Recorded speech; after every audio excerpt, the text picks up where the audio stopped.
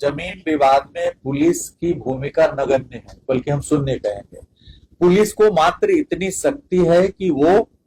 यदि खून खराबा हो रहा है तो निरोधात्मक कार्रवाई करे, प्रिवेंटिव एक्शन ले, इतना ही पावर उसके पास है। पुलिस के पास कोई रिकॉर्ड्स नहीं है लैंड का कि किसकी जमीन कहाँ है क्या है। बट चूंकि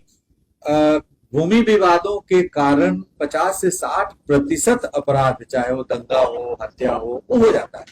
इसलिए हम वहां पर अपराध नियंत्रण, जैसे आप कहेंगे सर हत्या बढ़ रहा है, तो हत्या घटाने के लिए हमको उसमें घुसना पड़ेगा,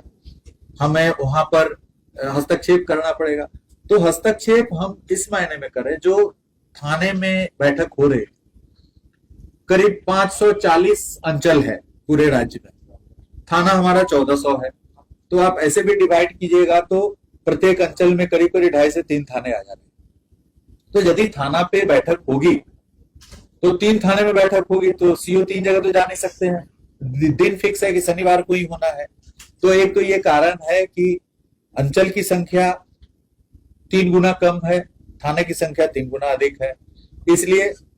अंचल अधिकारी सभी थानों पे नहीं जा सकते हैं। इसका फायदा उठा करके अंचल अधिकारी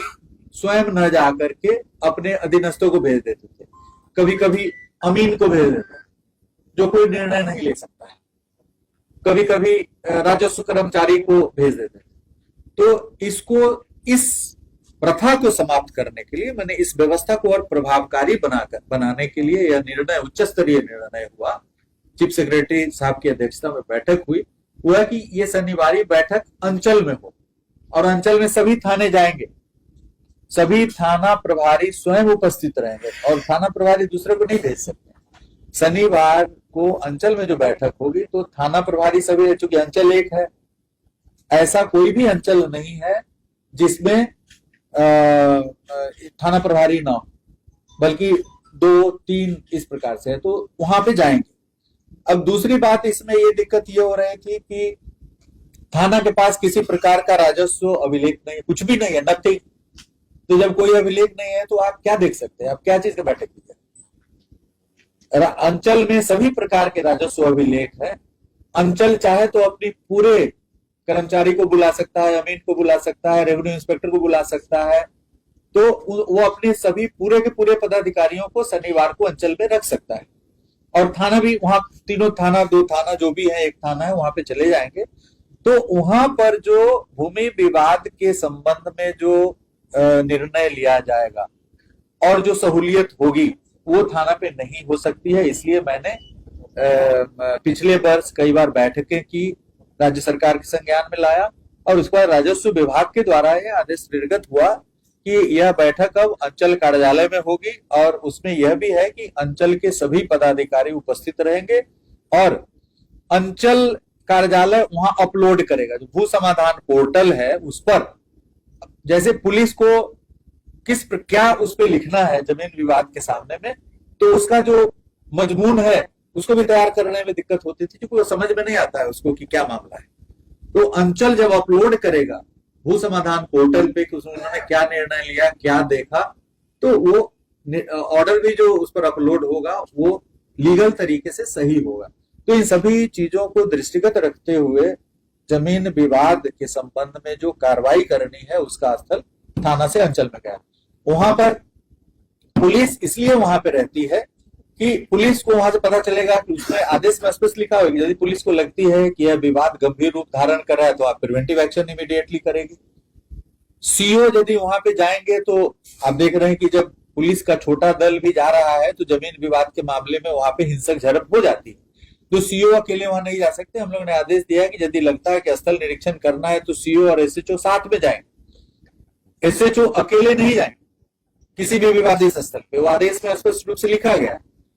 तो यह जो व्यवस्था है, जमीन की व्यवस्था है, उसमें पुलिस को किसी भी प्रकार का निर्णय लेने की शक्ति नहीं है कि जमीन किसका है, कौन इंक्रोच कर रहा है, बाउंड्री बनेगा नहीं बनेगा, ये राजस्व विभाग का निर्णय है। इसलिए सर अभी आपने वाला गैंग जो पकड़ाया है, पूरे बिहार में इसको अभी आप जैसे देखे होंगे कि भू माफियाओं को चिन्हित करने के लिए कार्रवाई करे, जैसे बहुत सारे जो हमारे प्रस्ताव 107 में गए भू माफियाओं के संबंध में है, और भू माफियाओं को चिन्हित करके हम लोग कार्रवाई कर रहे हैं। अभी कल ही हम एक नालंदा को भेजे हैं कि कोई भूमाफिया है, 40-50 प्लॉट गड़बड़ करके किया हुआ है। अब इसमें पुलिस को ये दिक्कत हो जाती है कि हम किसी अभिलेख को देख करके, जनता कहती है कि सर फर्जी कागज। अब फर्जी कागज पुलिस अपने मन से नहीं कह सकती है कोई कागज फर्जी है, उसके लिए राजस्व के द्वारा सत्यापन करना पड़ेगा। जैसे कोई रजिस्टर्ड सेल डीड है, यदि वह फर्जी है तो रजिस्ट्रार के कार्यालय से उसका सत्यापन होगा, सत्यापन करने के बाद बताया जाएगा कि यह फर्जी है। एक मामला हमारे जनता दरबार में कल आया था, परसों आया था, उसमें लिखा हुआ था कि सत्यापित करने की कार्रवाई की जा रही, तो उसमें सीओ ने लिखा है कि जिससे इन्होंने जमीन लिखाया है उसका संबंध, जो खतियान में जिस आदमी की जमीन है उससे किसी प्रकार का कोई संबंध ही नहीं। भाई जब आपका संबंध नहीं, खतियान में मान लिया कि अजय सिंह के नाम से लिखा हुआ है और एक आदमी जो अजय सिंह के परिवार से कहीं दूर दूर तक संबंध नहीं, वो किसी को जमीन लिख दिया तो फर्जी है। तो ऐसे मामलों को सत्यापन करके रेवेन्यू के द्वारा और उनके द्वारा एफआईआर दर्ज कराया जाना चाहिए,